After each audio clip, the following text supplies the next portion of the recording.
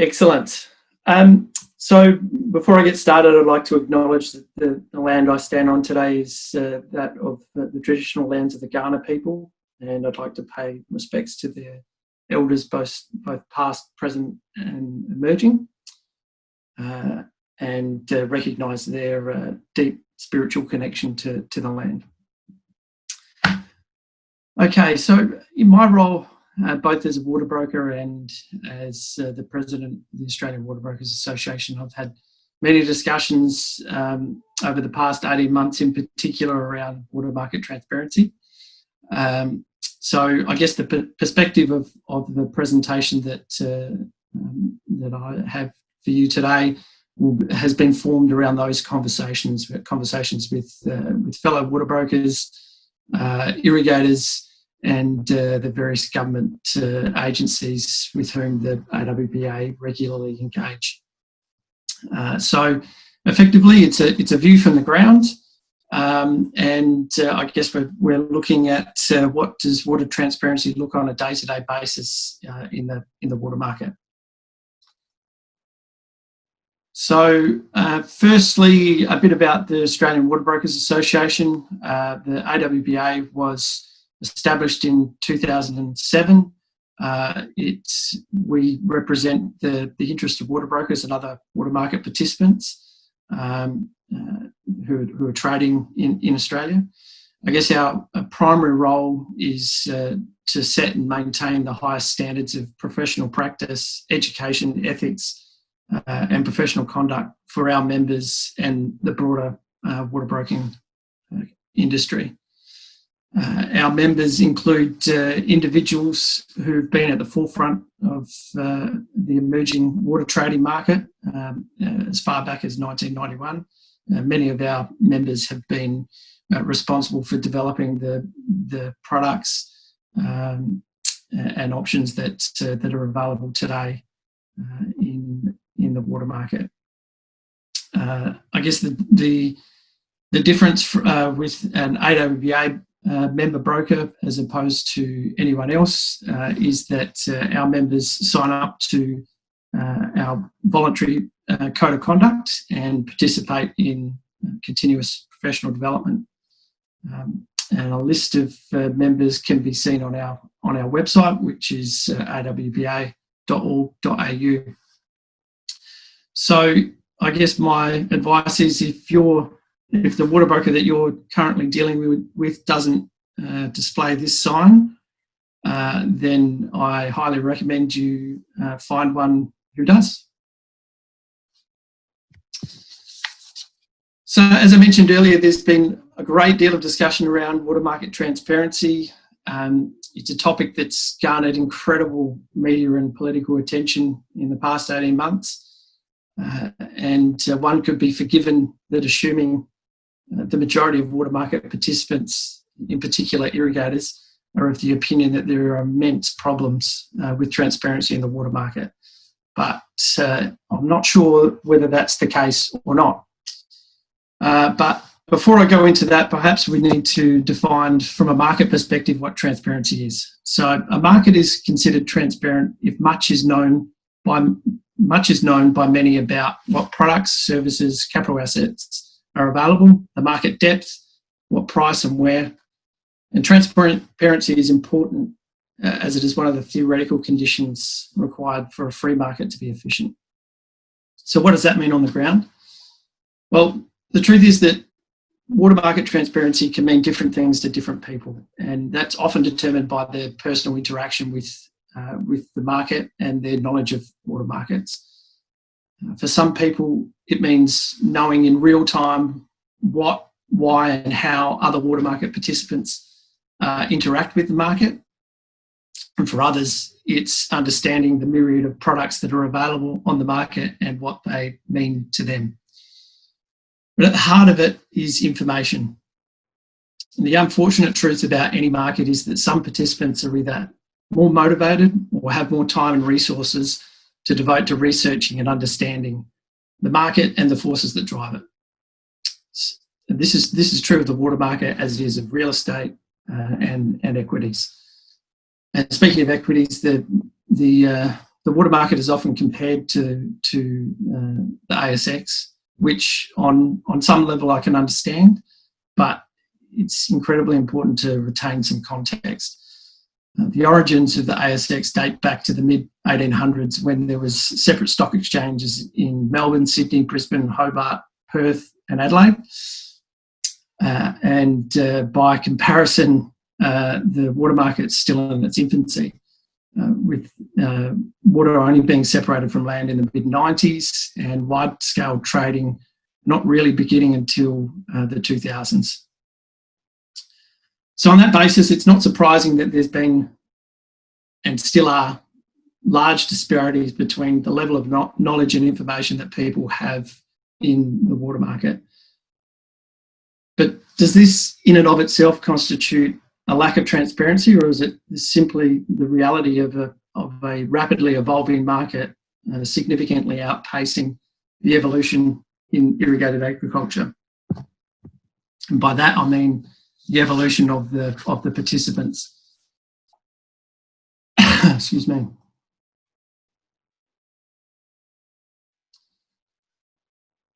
So the water market is very complex. There's no two ways about it. And that's due in no small part to the complicated water sharing arrangements between the states and the water sharing plans and legislation that underpin that. And Aaron sort of touched on that earlier on. Licensing regimes and allocations to those licenses differ from state to state, and this is a common bone of contention, particularly on the Murray River. The most common issues that are raised have been raised in recent times with regard to transparency have revolved around price discovery, market depth, and most notably with regard to sellers. But I think what has been ignored is the importance of buyers in terms of market depth. Inter-valley trade restrictions, allocation announcements, the behaviour of so-called water barons, and water broker behaviour. As we know, and as Aaron mentioned, these have been the subject of a number of well-publicised inquiries, culminating in the much-anticipated AWBA water market inquiry. A common theme of that inquiry, the AWBA's town hall meetings, was how water should never have been separated from land. And for better or worse, the separation of water from land has brought all water entitlement holders into the water market, whether they wanted to interact or not. And some of them haven't.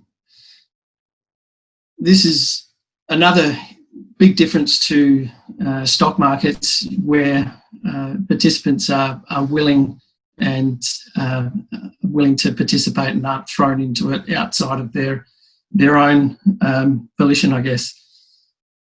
And it perhaps gives a little bit of insight as to the deep disparity in water market knowledge. The Millennium droughts brought water policy into fairly sharp focus for irrigators, and the level of market education has been slowly increasing from there.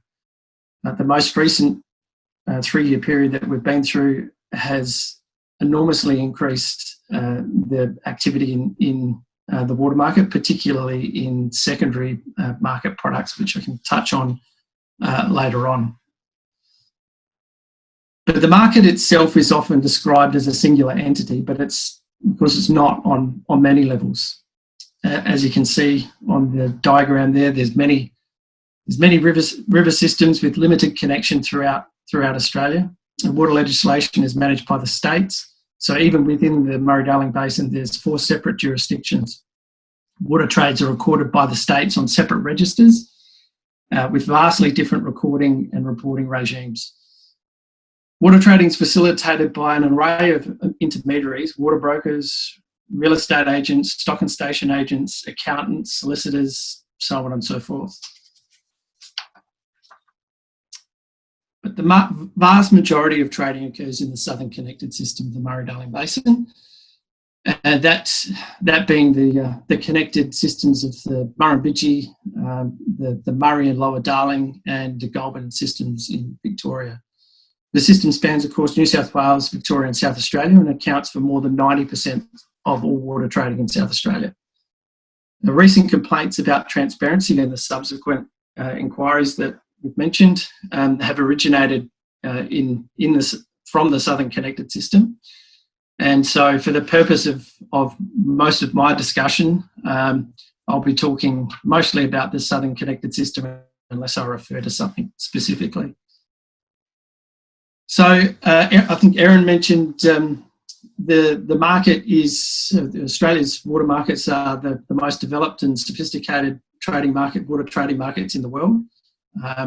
But again, there's improvements that can be made. There's a vast amount of information available on a day-to-day basis for water market participants.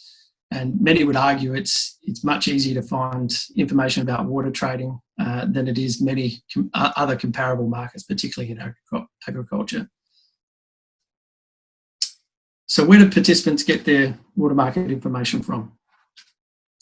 So principally, well, there's a number of different areas, but government sources, that being water registers, Bureau of Meteorology, and then the private companies via water brokers through their websites, weekly emails, SMS, webinars, seminars, and thousands of phone calls every week. There's also a number of consultants in the arena providing detailed analysis, for example, Athea and Marsden Jacobs, the latter who have developed the Waterflow app, which has succeeded in accumulating the majority of brokers and exchanges in one spot, which is no small feat, so well done. There's also, I guess, anecdotal information or those who provide information to participants who aren't necessarily directly involved in the trading, those being agronomists, accountants, neighbours, publicans, and so on and so forth. But brokers, I guess, have proven to be integral in terms of disseminating water market information and educating irrigators throughout their normal day-to-day activity. Broker and exchange websites carry varying levels of information. Some provide the information openly to public. Others require you to register and log on into their system to access trade information. So brokers and Waterflow and providing information on market depth and some price guidance. Of course, it isn't a deal until a deal is struck and the real value of the water is realised. And for this information, we need to look at the water registers. But does the mere existence of information result in a transparent market? And I guess that depends on the quality of the information that is presented and how easily it's understood. The Victorian Water Register provide comprehensive trade data along with some basic analysis, and in most instances trades are reported the next day after receiving approvals from the Vic Water Register. But it must be said that the broker portal that the Victorian Water Register have developed provides an excellent interface for lodging trades and receiving timely approvals. Some of which are same as quick as same day, but most are next day once we get payments through. New South Wales Water Register provide real-time trade data based on approvals. And that's usually the next day from lodgement, so again, pretty timely. And they also provide the selling and purchasing licence information there. So for a small fee, interested individuals could search who the licence is and then have a better understanding of what particular market participants are doing on a day-to-day basis. South Australia, unfortunately, is lagging well behind the others, and we're promised they're in the process of building a new water register to rectify that situation, and we look forward to it. But the data recorded on water registers is theoretically and accurate reflection of the trade volume and the value, although mistakes can be made because we're all human. But does that make it easy to understand? There's lots of different types of trades that appear on water registers, and I'll just run through them quickly. So a trade could be a temporary allocation trade, otherwise referred to as a spot market.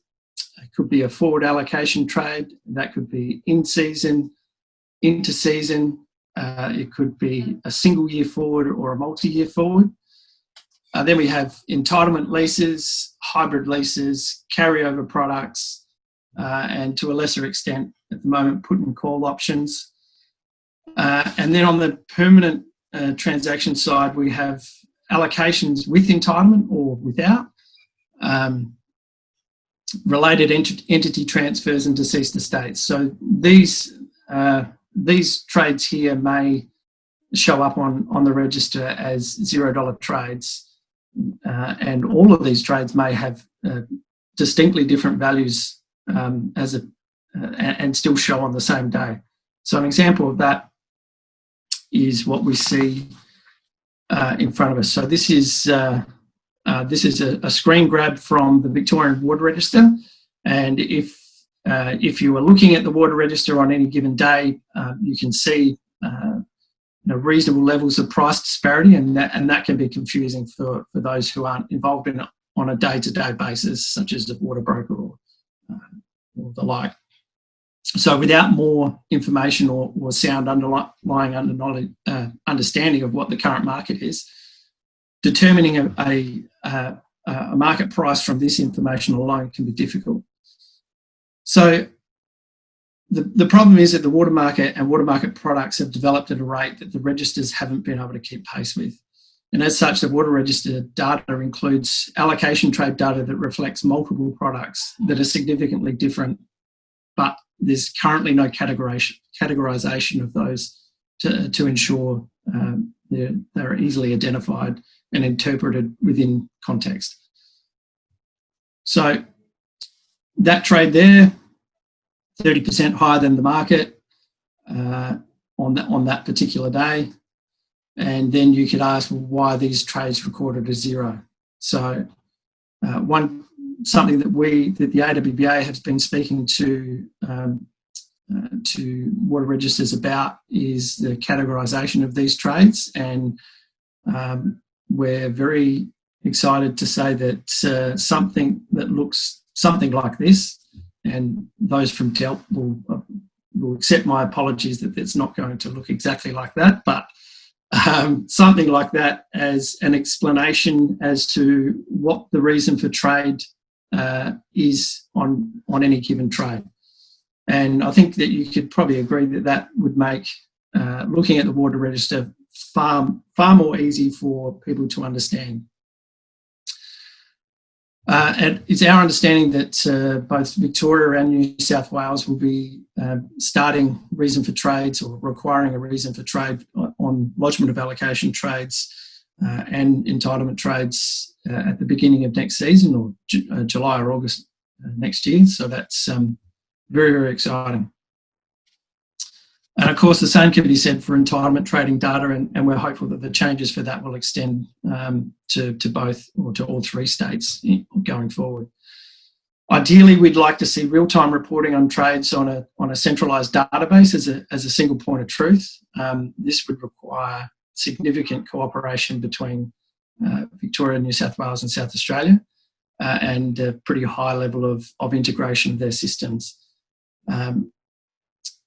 At the moment, the nature of water trades means that approved data trade is invariably at least 24 hours old, although with the introduction of OSCO payments and the broker portal in Victoria, we might be inching closer towards real-time approvals as a potential reality. Excuse me. So key opportunities for government improvement. Reasons for trade classification, and as I've just said, that they are on their way, which is great. The AWBA has been calling for legislated trust accounts for water brokers for some time now. That would provide some further confidence and more transparency into the way that client funds are held. Broker licensing and registration. So from a regulation perspective, part of our recommendation to the ACCC and numerous conversations with DELP and others have been that some level of regulation would be helpful to provide confidence to the market. I guess the question is exactly what that looks like. Our suggestion was you could have the states brokers having to be licensed by each state, and then brokers to be registered to a licensed company who's the entity that's licensed to lodge trades on behalf of a client in each state. And if you want any more information about that, the policy and the submission to the ACCC is on our website. You can have a read through.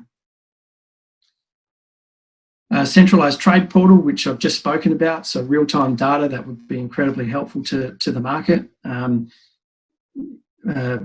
guess interesting to note that several companies are taking this off their own back. I know that Water Exchange are now providing registry data on their website, as well as the trades that they have done, and that they are separated. So it's obvious what's registry data and what's actual trade data through Water Exchange. Mandating public trade reporting by IOs.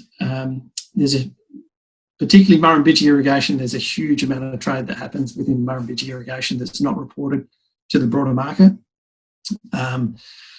It would be incredibly beneficial for that information to be released to the broader market. How that is done, whether it's done on a daily batch transaction out to the New South Wales Water Register, or whether it's just reported on MI's website, either would be an improvement on what we have at the moment. Our common approach to IVT transfers. So as it stands at the moment, the IVT transfers are a bone of contention for many.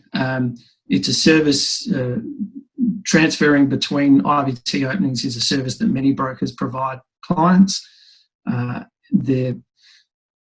The reality of the situation is that it is a race, and the fastest finger does win.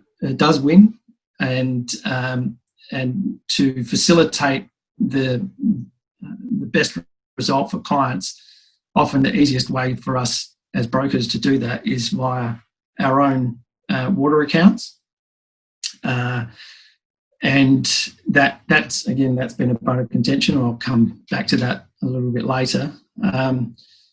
But the other potential issue is that, do state water registers want to promote an IT arms race in terms of being able to push water through IVT openings? And there's been several well-documented cases of how this has happened in the past 6 months, and I won't go into them here, but I guess that's a question for government, whether that's the outcome that they want. So enough about governments. What about brokers? Well, as I mentioned, brokers provide a huge amount of information to clients on a daily basis. A lot of our members live in the communities that they serve. They've got a genuine concern for both individuals and their local communities, and I'm very proud of the service that our members provide those communities. A large proportion of education in water markets to direct to irrigators has been provided by brokers via websites, our weekly emails, conversations in phone calls, and so on and so forth. So much so that I would estimate, and I might be underestimating this, but on a daily basis, anywhere between 40 and 50% of a broker's day would be involved in educating the client on the other end of the phone. How can water brokers improve? One of the big improvements and a policy that the AWBA, have put in place recently has been around audited water accounts, and this touches on how we interact particularly through IVT transfers, but also interacting with the market to try and get the best outcome for a client. So just quickly, a couple of examples about why a broker would use their own water accounts. Number one is through to transfer a client's water through an IVT opening. Number two would be to consolidate multiple purchases, say purchases in Victoria for a South Australian client, and then transferred to South Australia in a single transfer, where the authority fees are 5 times the authority fees in Victoria and New South Wales. So there's significant savings there for the client. But we recognise that comes with some challenges, and our friend Peter Hunt has made public note of that on a number of occasions. I think from a rural code perspective, we'd quite welcome anyone to look through the accounts and see whose water's moving elsewhere, and that is now the policy of that we've put up to the AWBA and people have accepted. Essentially, we are saying that client water on a broker's water account should be treated like client funds in a broker's bank account, such that they should be kept separate and accounted for and audited on an annual basis. So that's our new policy there, and we intend to actually take that through to formulating part of our code of conduct in due course. The next one, which Erin's touched on as well, is arm's length trading. It's a long-held policy of the AWBA that if a broker is principal trading for whatever reason, but if they are principal trading, that there needs to be full disclosure. We decided at our most recent AGM that wasn't enough, and that we needed to provide protection for the client, but also protection for the broker in terms of the perception of trading. Now we think that brokers, we've taken the lead from real estate in the sense that we think that if a broker decides to invest in water, they are most welcome to, but they are not to trade directly with the clients that they deal with. They're to trade either buying and selling of whatever products via another broker or another intermediary, be that a solicitor or an accountant or whomever. And if for whatever reason there is reason to trade water direct to a client, and there may be within a season there may be have been a problem trade that needs to be fixed, and that water is sitting on a company account, then there needs to be full disclosure as to who owns that water and who's selling that water if they're party to the contract. And lastly, improved data reporting in marketing. So a lot of our websites are used as information tools by irrigators when they're doing the research on what the market price is.